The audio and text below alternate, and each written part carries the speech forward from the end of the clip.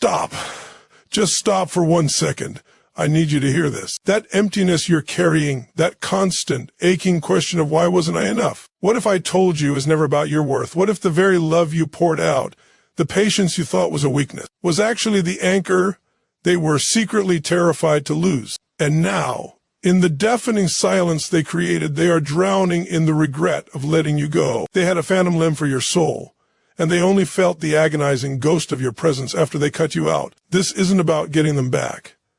This is about getting your truth back. This is about understanding the hidden war that was waged in the heart of the person who pushed you away and realizing that the very things they ran from are the monuments of strength they will forever wish they had the courage to build a life upon. Let's pull back the curtain. Let's expose the 5 profound truths about what the avoidant person deeply, tragically, and irrevocably regrets losing in you. Imagine a ship in a hurricane, tossing against waves that threaten to shatter its hull into a million pieces. Now imagine that ship in a moment of panic and confusion, deliberately severing the line to its one massive, unshakable anchor. In the immediate chaos, there might be a fleeting, delirious sense of freedom. I'm loose, I'm moving. But that freedom is a lie. It is the prelude to the cataclysm. The avoidant individual is that ship, and the storms are the tidal waves of intimacy, vulnerability, and emotional exposure that feel, to their nervous system, identical to life-threatening danger. You were not the storm, you were the anchor. And what they come to regret, with a clarity that can physically buckle their knees, is the loss of that profound, silent stability you provided. They didn't just lose a partner, they lost their harbor. They lost the one thing that could have kept them safe from themselves. This regret doesn't surface as a sweet, sentimental memory. It claws its way up from the depths of their solitude as a terrifying, gut-wrenching realization of their own perpetual drift. They start to see the pattern. Every connection becomes a temporary raft, flimsy and inadequate, and in every new argument, every moment of normal relational friction, they feel the ghost of your calm. They remember, viscerally, that with you, the fight wouldn't have spiraled. With you, the silence wouldn't have felt so lethal. With you, there was a foundation that could not be cracked. They realized they traded a bedrock for a bed of quicksand, and every subsequent relationship only serves to remind them of the solid ground they so foolishly abandoned. The tragedy is that they often mistake the anchor for the chain. The weight of your love, the certainty of your presence, felt to them like a confinement. Their entire defensive architecture is built around the illusion of self-sufficiency, and your unwavering support challenged the illusion at its core. To need you was their greatest fear. So they ran from the very thing that could have healed that fear. And in the cold, empty aftermath, when the temporary highs of freedom have faded, they are left with the terrifying truth. They are alone, not because they are strong, but because they were too weak to be held. They regret the loss of the anchor, because its absence is the only thing that finally proves its irreplaceable value. The world becomes a much louder, much more frightening place when the one thing that could quiet the noise has been cast away by their own hand. You looked at them, and you didn't just see the fortress they had built. You saw the beautiful, valuable soul they had locked inside it, and you reflected that beauty back to them, consistently, patiently, even when they scowled at the reflection. This is what they lose. This is what they ache for in the silence. An avoidant person is a master of self-criticism. Their internal world is a courtroom where they are perpetually on trial for the crime of not being perfect, for the sin of having needs. You walked into that courtroom and you were not a prosecutor. You were not even a defense attorney. You were a living, breathing piece of evidence that contradicted the entire case against them. Your belief in them was a quiet revolution. When they failed, you saw a human learning. When they pulled away, you saw a person who was scared, not a person who was defective. Your gaze held no condemnation, only a steadfast conviction of their inherent goodness. This is an unbearable gift for someone convinced they are unworthy. It's easier to reject the mirror than to face the glorious, terrifying person staring back. So they smashed it. They created conflict, found flaws, manufactured distance, anything to shatter that reflection, and returned to the familiar, if painful, comfort of their own self-loathing. But the ghost of that mirror haunts them. They look in the actual mirror now and see only the critic. They sit across from new people who don't know the depths of them, and they feel the void where your knowing gaze used to be. They realize, with a sinking horror, that they have become the sole curator of their own self-image, and the portrait is bleak. They regret losing you because you were the last, best witness to their potential. You held the blueprint of their best self, and in leaving you, they feel they have lost the map to their own soul. The praise of others feels hollow, because it doesn't come from the one person who saw the cracks and still called the structure magnificent. The regret is for the loss of the one true witness to their existence, the person who saw the war inside and still saluted their spirit. Deep within the avoidant heart are vaults locked, buried, and long forgotten. These vaults contain the childhood hurts, the secret shames, the fragile dreams they deemed too ridiculous to voice, the memories too tender to touch. For a lifetime, they have been the sole guard of this empty museum, patrolling halls filled with artifacts of pain they refused to catalog. Then you came. You didn't try to pick the locks. You didn't demand a tour. You simply sat outside the door, and with the warmth of your presence, you made the stone walls feel less cold. You created an atmosphere of safety so profound that, for fleeting moments, they would feel a lock click open from the inside. They would share a fragment, a shard of a story, a sliver of a childhood memory. In that moment, you did not gasp. You did not try to fix it. You simply held it with the reverence it deserved. You became the keeper of their unspoken stories. You were the living, breathing library of their truest self. When they left, they didn't just lose a confidant. They lost the only other person on the planet who knew the combination to their soul. They lost the archive of their own history. The regret that follows is a unique and desolate loneliness.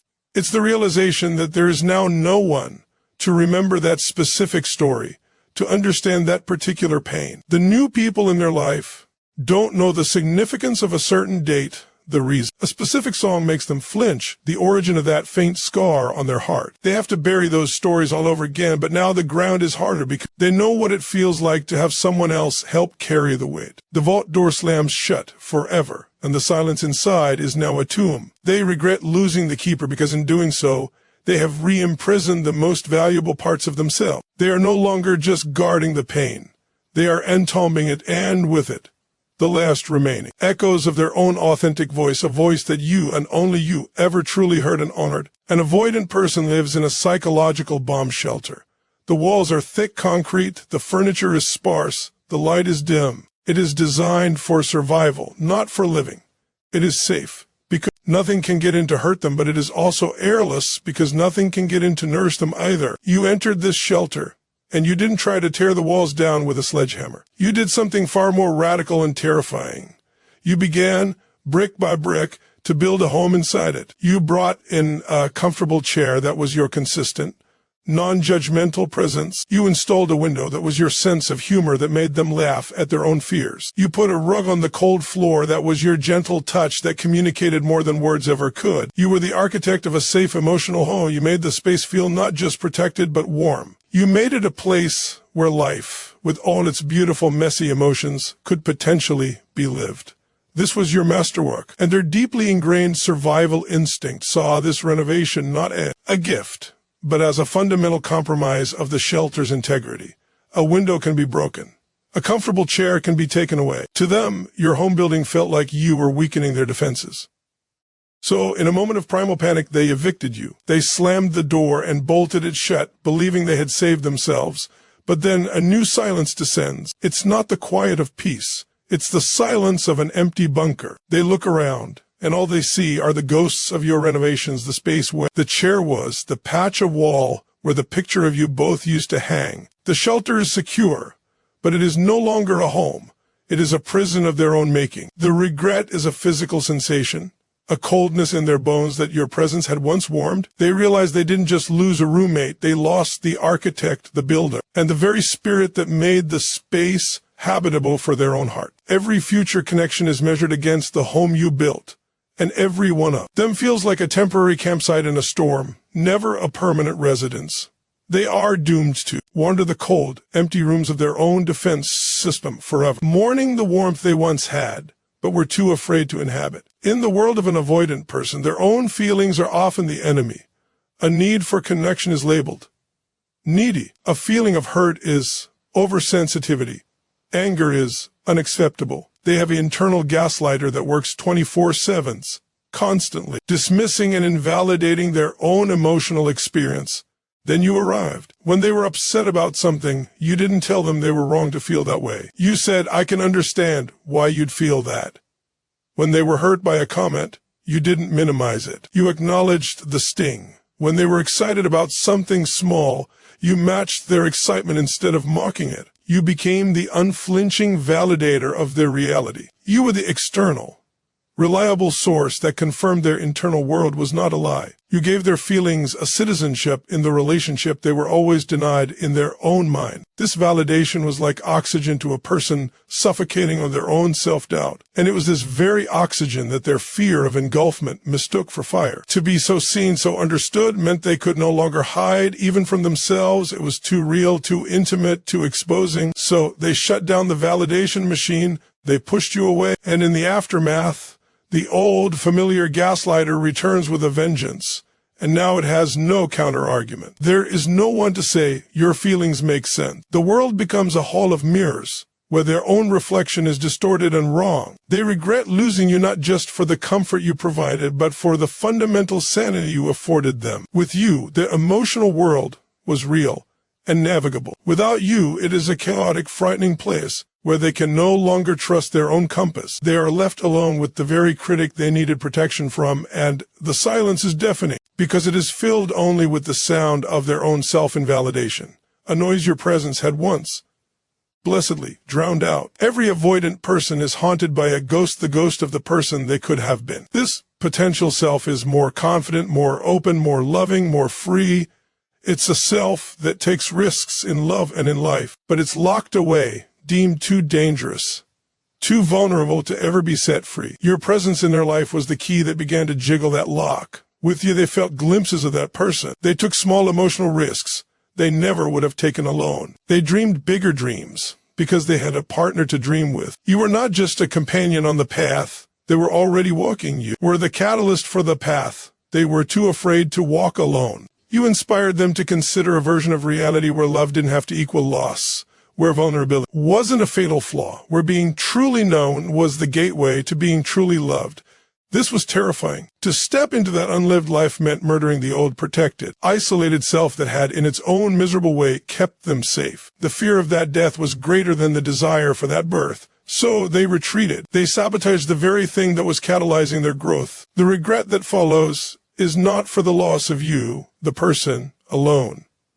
It is for the loss of the future you represented. It is the regret for the death of their own potential. They look at their life now and see the same old patterns, the same small world, the same safe, suffocating choices. And they know in their heart of hearts that with you, they were on the precipice of a breakthrough they were about to become. And in leaving you, they chose not to.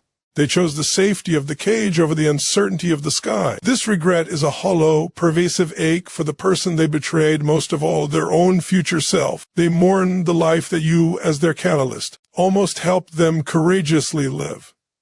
For the avoidant, love is often a theoretical concept, a fleeting feeling, a Hollywood fantasy that crumbles under the weight of real-world expectations. It's a noun, a static thing, but you made love a verb. You made it what you did. Love was you making them coffee, exactly how they liked it after a hard day. Love was you listening, truly listening, to a story you'd heard before. Love was you staying calm during a conflict when they were trying to pick a fight. Love was you showing up day after day, not with grand gestures, but with a relentless, consistent, actionable devotion. You were the living proof that love is not just a feeling that comes and goes. It is a series of conscious, courageous choices. This was the greatest threat to their worldview. If love is just a feeling, then when the feeling fades, it's okay to leave. But if love is an action, if it's a choice you make every single day, then their entire exit strategy is invalid. It means they are responsible. It means they are giving up. It means they are choosing to stop loving. This is an unbearable weight for someone who believes love should be effortless, so they had to devalue your actions. They had to frame your consistency as smothering, your patience as neediness, your devotion as a lack of your own life. They had to turn your verbs back into a noun they could easily walk away from. But in the cold light of solitude, the truth emerges. They see new relationships fizzle because they are built on the shifting sand of fleeting emotion, not the bedrock of devoted action. They realize that what they had with you was not a common relationship. It was a masterclass in how to love. And they failed the course. The regret is profound. It's the realization that they had been handed the secret, living blueprint for unconditional love. and they threw it in the fire because they were too afraid to build. They lost the one person who didn't just say, "I love you," but who was love in human form, and they know with a certainty that will haunt them for a lifetime that they may never encounter such a pure, actionable expression of love again. They didn't just lose you, they lost their only real teacher.